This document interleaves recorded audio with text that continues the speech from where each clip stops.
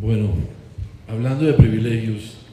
para mí realmente es un privilegio estar en esta mesa. Quiero agradecer a Marco Velilla y a Jaime Posada. Es la primera vez que estoy en una mesa con dos expresidentes y con el maestro de maestros como hombre de izquierda. Para mí realmente la figura de Edgar Morán nos abre muchas interrogantes y muchos cuestionamientos sobre cómo muchas veces cuando uno cree que tiene la razón o cree que sabe para dónde son las cosas, pues lo primero que hay que hacer es cuestionarse a sí mismo. Su trayectoria como militante del Partido Comunista en los años de la resistencia al nazismo, el fascismo en Europa,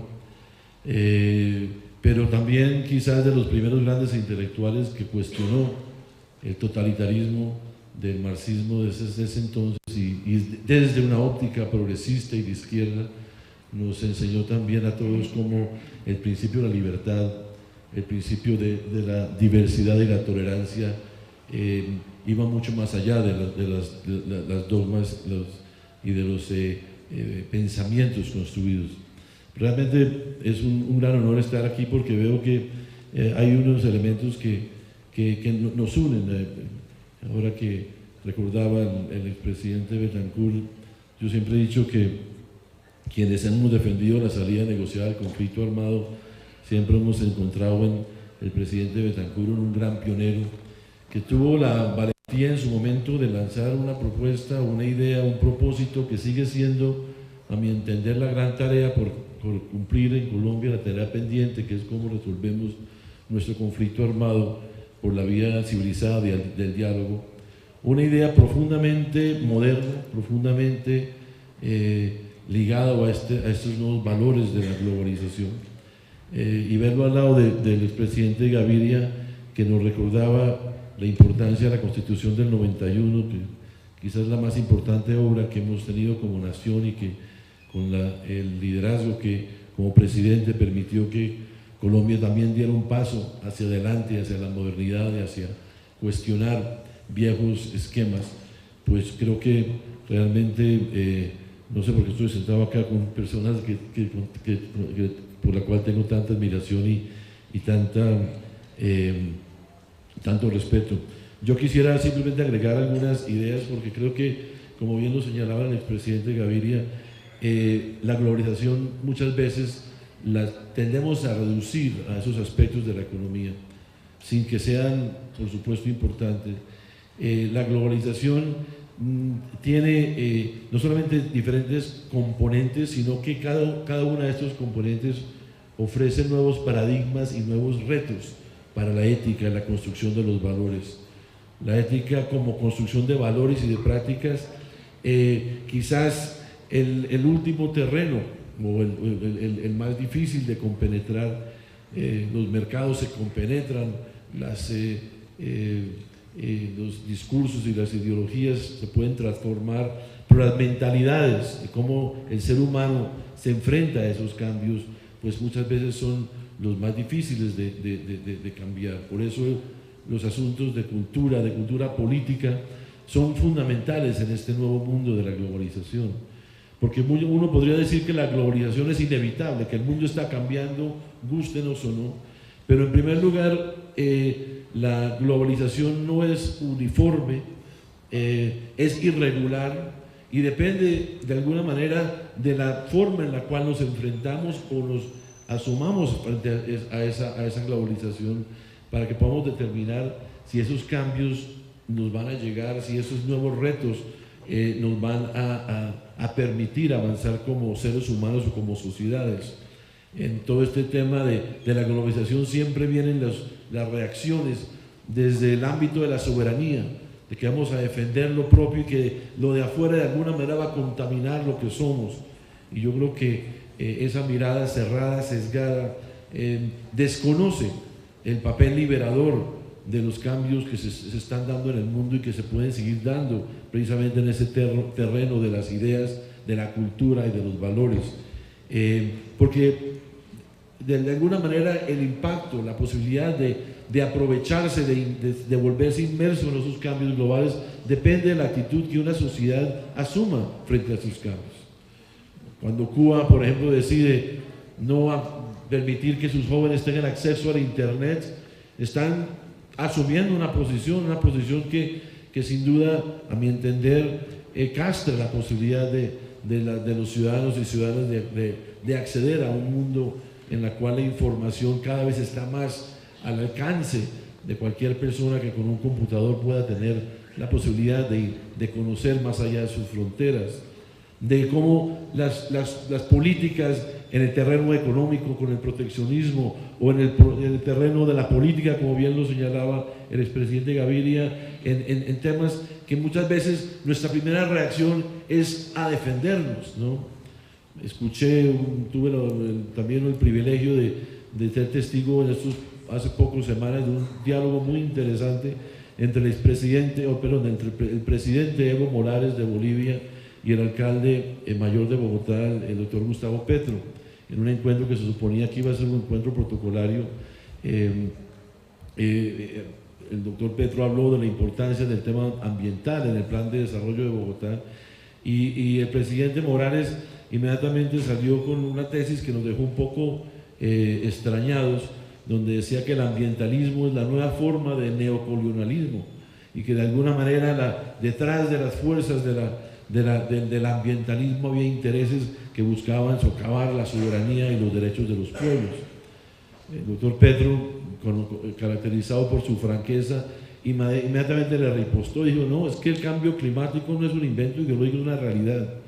Y uno puede tratar de tapar el sol con las manos o puede adaptarse a la misma, y en Bogotá hemos decidido reconocer que hay unos y al contrario vamos a hacer propios esas preocupaciones para que Bogotá pueda asumir el reto que merece una ciudad de nuestro tamaño en materia de cambio climático. Igual sucede en muchas otras materias, el tema de los derechos humanos, los derechos de las mujeres, derechos de las minorías sexuales, donde la tentación muchas veces desde nuestras sociedades calificadas subdesarrolladas o como se quiera, la reacción inicial es a lo defensivo, como si fuera de alguna manera intromisión en asuntos internos. Lo que hoy nos obliga a la globalización es a repensar conceptos como soberanía, repensar lo que son realmente estos aspectos que como nación o como sociedades, o en el caso de Bogotá como ciudades, nos identifican, y cómo logramos entender que esos cambios en el mundo nos deben servir para los propósitos propios, pero también para cuestionar buena parte de los paradigmas con los cuales nos hemos formado. Yo creo que hoy el mundo ha entendido que nadie tiene la razón, que inclusive de esos conceptos de antaño, de norte y sur, hoy se ven cuestionados. En una visita reciente a España, nos decía un empresario español, es que la idea de que Europa son los ricos y América Latina los pobres, hoy es al revés. Está la crisis en España, las oportunidades económicas están en América Latina. Quienes nos tienen que ayudar, decía este amigo español, son ustedes en América Latina, a nosotros los europeos que estamos en crisis. Ese cambio de paradigmas, ese cambio de mentalidades es quizás el más importante y que tiene que ver con el tema profundo de la ética, el tema profundo de cómo los cambios nos obligan a asumir los retos que puedan realmente hacer de las sociedades, de nuestras naciones, de nuestras ciudades, lugares más no solamente amables, sino realmente más justas, más igualitarias y más armónicas con la naturaleza, con eso que los amigos indígenas llaman los derechos de la madre tierra. Por ello, termino diciendo que me siento no solamente orgulloso, sino que estamos en un momento muy interesante en la ciudad de Bogotá. En el día de ayer el Consejo de la Ciudad aprobó por un número bastante amplio un plan de desarrollo que dejó de ser el plan de Petro o de una alcaldía y se convierte en una hoja de ruta para toda la ciudad de Bogotá. Estos días en el Consejo fue maravilloso ver cómo personas provenientes de diferentes partidos nos pusimos de acuerdo sobre cosas que quizás alguien podría llamar un acuerdo sobre lo fundamental. Por ejemplo, la importancia en este mundo de la globalización de la educación, de que los niños y las niñas tengan la posibilidad de acceder a esas nuevas realidades del mundo globalizado, y reconocer como ciudad que Bogotá todavía tiene un vacío muy grande. Nuestros niños de 0 a 5 años carecen de un lugar donde puedan aprender, donde puedan tener contacto con el afecto, con los conocimientos. Y nos pusimos de acuerdo, de la U, Cambio Radical, Partido Liberal, Polo Democrático, sobre una idea muy sencilla. Primero, los niños. ¿Cómo hacemos para que hoy una ciudad con la riqueza y la oportunidad que tiene Bogotá pueda llenar ese vacío tan evidente en el cuidado integral de la infancia? Y ahí sobre ese tema nos pusimos de acuerdo. Ya podemos discutir que si son tantos colegios o tantos jardines, si los vamos a hacer con recursos de esta naturaleza o los vamos a pagar con inversión privada. Sobre el cómo podemos discutir, pero establecida esa meta de ciudad, esa meta que tiene que ver con cómo Bogotá se puede dar el lujo de dar saltos importantes en la integración de sus ciudadanías múltiples, pues podemos avanzar hacia un terreno de comprensión y de trabajo conjunto. Por eso termino diciendo que quizás el elemento más interesante de todo esto es cómo se reivindica la política como el puente entre el Estado y la sociedad, entre las leyes y los valores, entre la cultura y las formas, y cómo los políticos y las políticas públicas, desde el ejercicio de una ciudad o de una nación, tienen una inmensa responsabilidad, no solamente de ejercer liderazgo, sino también de escuchar, de consensuar, de construir colectivamente para que la globalización, que es un proceso inevitable, sea realmente un componente, una motivación adicional para la mayor democratización, la mayor igualdad y la mayor posibilidad de que los seres humanos, hombres y mujeres de diferentes razas, puedan gozar de los frutos del desarrollo y de la modernidad. Muchas gracias.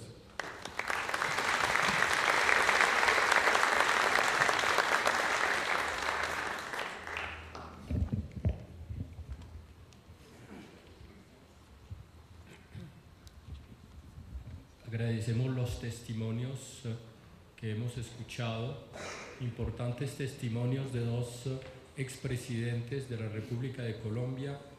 y de un alto funcionario de la Alcaldía de Bogotá. Nos ha congregado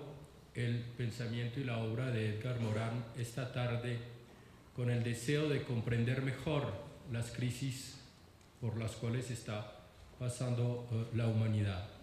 Vamos poco a poco intuyendo que globalización sin ética es como ciencia sin conciencia, pérdida del alma. El presidente Gaviria nos ha dicho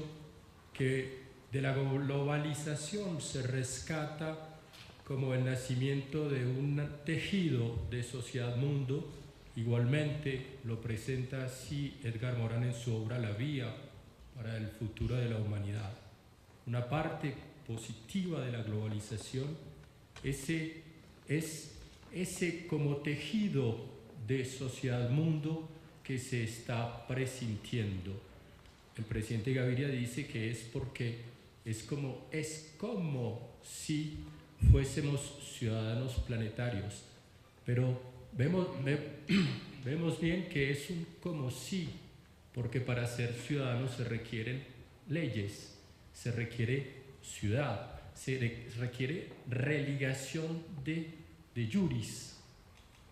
Y lo que la globalización nos presenta por el momento es justamente una desregularización, una desreligación, es decir, una ausencia de reglas. Por consiguiente, vemos claramente que por el momento no somos como ciudadanos del mundo, sino casi que como animales de una selva abierta en el mundo. El presidente Betancourt puso de presente un choque de mentalidades que ha sido la gran dificultad para que surjan esas regulaciones en la globalización, ese choque de mentalidades entre un racionalismo exclusivista de corte europeo e eurocentrista, por un lado, y como por casualidad, el lugar en donde más se resiente esa mentalidad de racionalismo cerrado es ese mundo cerrado de la economía, y no lo hizo sentir en la humanidad de un ex director de un banco europeo. Presentimos que hay entonces un racionalismo abierto y que el mestizaje del nuevo mundo, que ya no es tan nuevo, que Edgar Morin ha llamado América Latina, ese laboratorio de tantos posibles y en el cual él ha pensado que el pensamiento del sur pueda ser como una concretización del pensamiento complejo, abre esa nueva posibilidad para construir en escenarios mundiales reglas en las cuales se integren las lógicas diversas, los intereses diversos, pero con un proyecto común, que es el de salvar la humanidad que está en vías de destrucción. Eso puede parecer muy abstracto, que esté en vías de destrucción la humanidad. Puede parecer muy abstracto. Es una realidad terrible. ¿Cómo religar esas diversidades de cultura para una globalización ética? ¿Cómo no estar en ética y globalización, sino globalización ética? Dejo la palabra a el filósofo Edgar Morin, no sin antes presentir que sea extremadamente difícil